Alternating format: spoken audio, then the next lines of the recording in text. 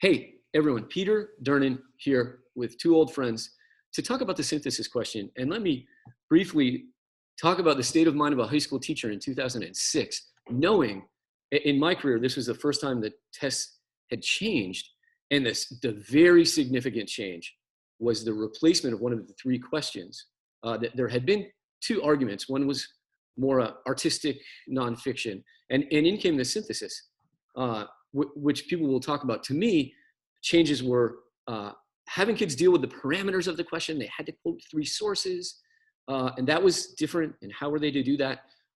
Significantly, at least one source was visual. So we had to add that to our list as teachers. We now were responsible for doing visual analysis. That was a big deal as well.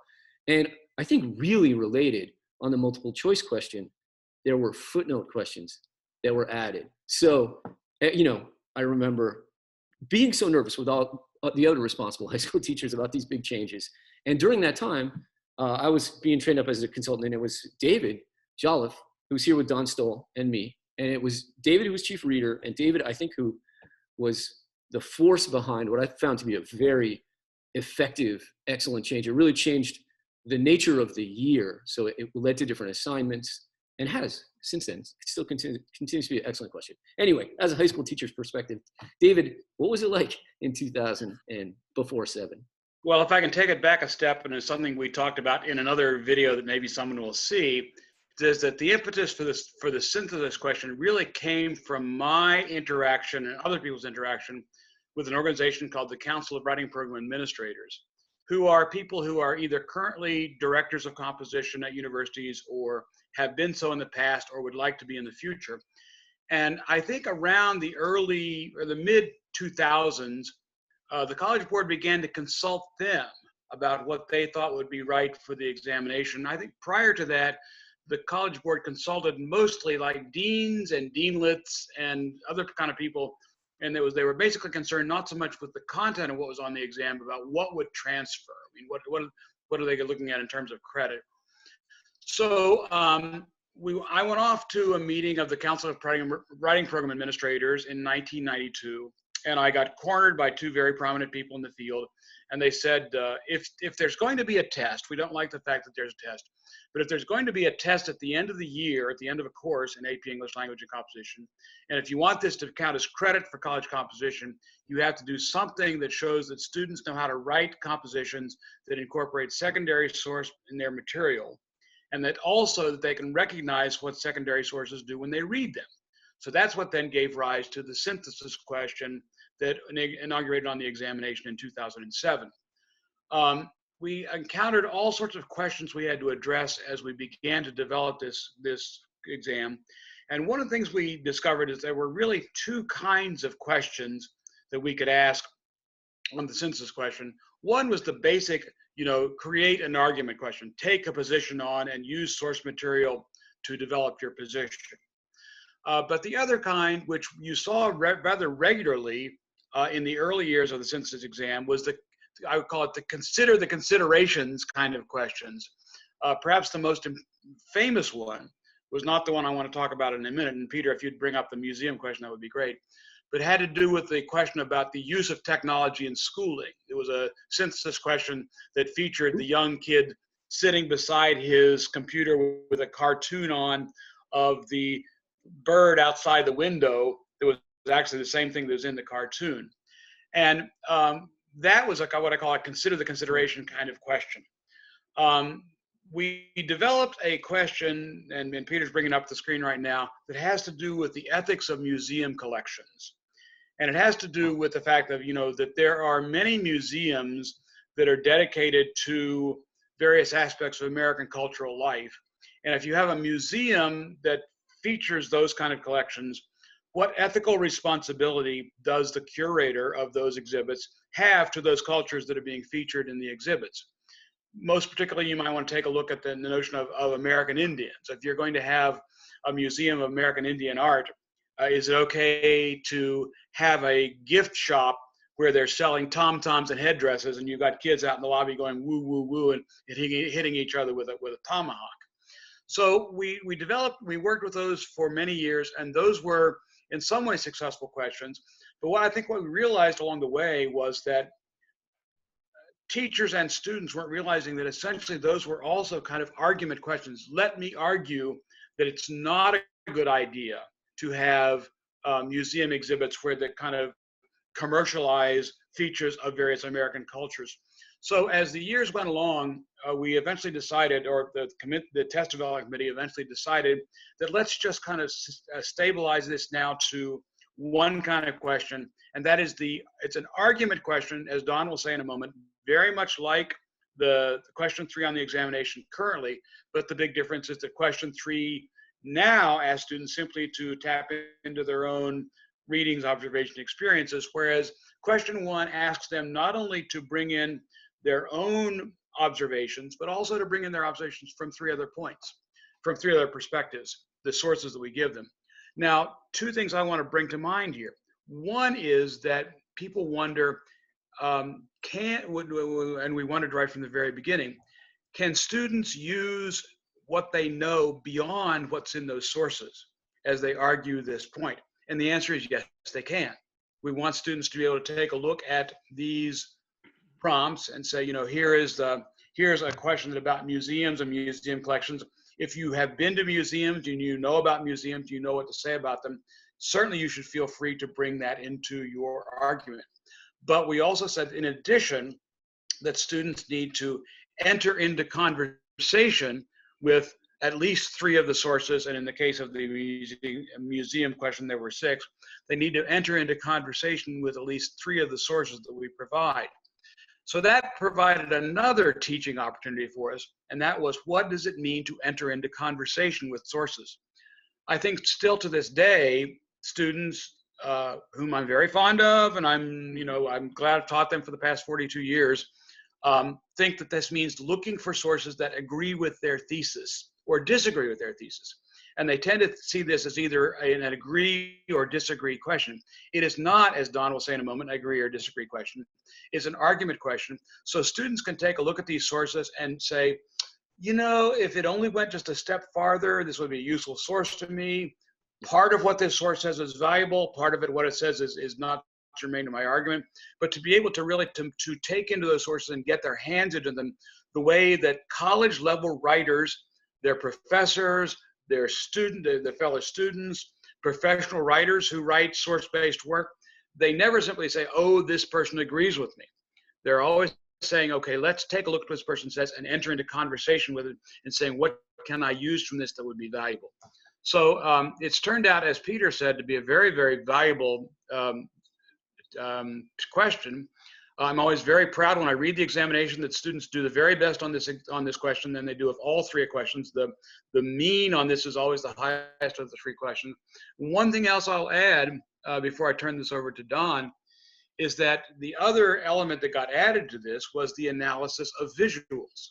When I was being cornered by my friends in the Council of Writing Program Administrators in 1992, they said, you're not doing anything at all with visual rhetoric.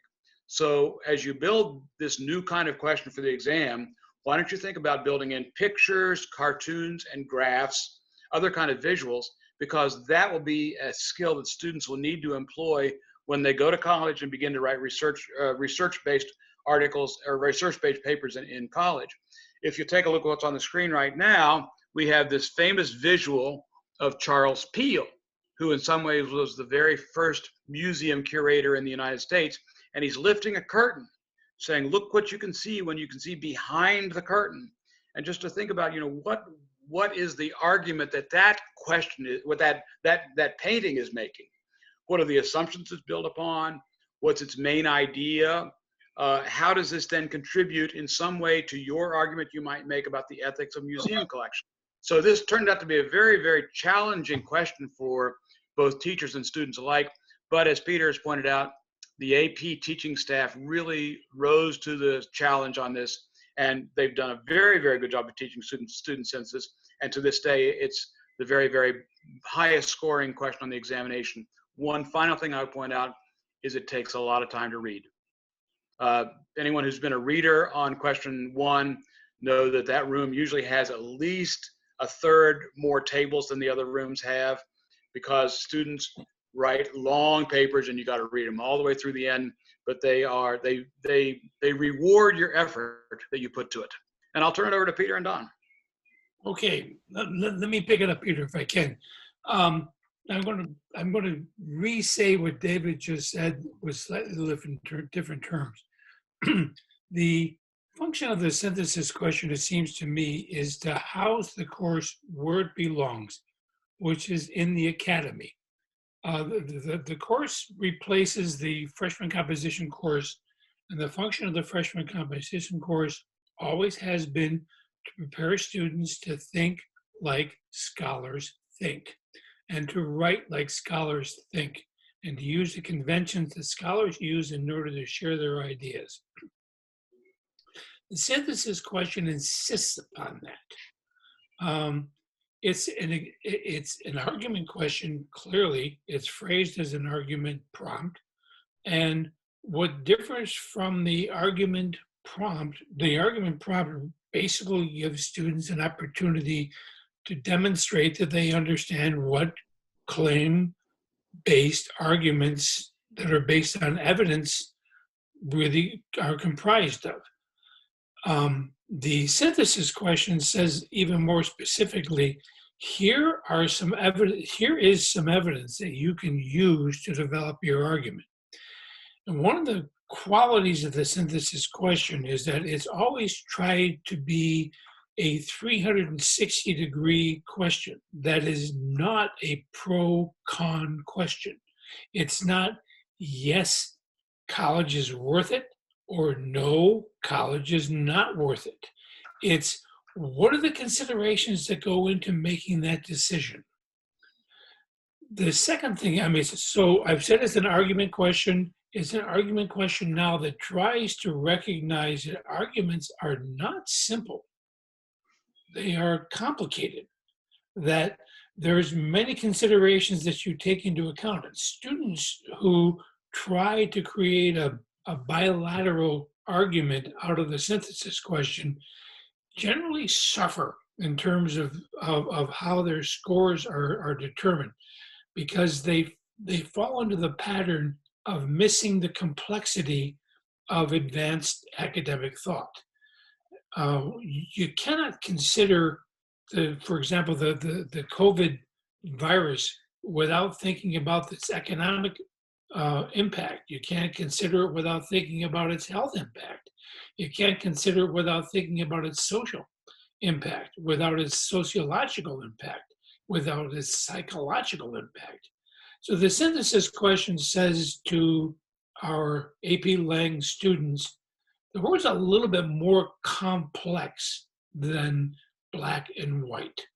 And even though you're most comfortable falling into a place where you can argue black and white, yes or no, this or that, that's not what the academy asks you to do, because that's not the reality that you're dealing with.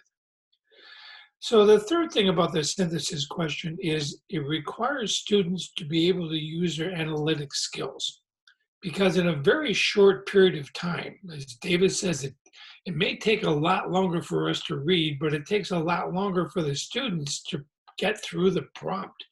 They've got to understand what the various documents are saying. They have to learn to be able to read quickly and accurately. They've got to be able to assess the source, the credibility of the source, as well as the central idea of the source. Students who opt to take one phrase out of a source or one concept out of a source generally do not write essays that are as strong as ones who recognize the complexity of the issue. And this is where the rubber meets the road. And I think this is part of the value of the question. So, Peter.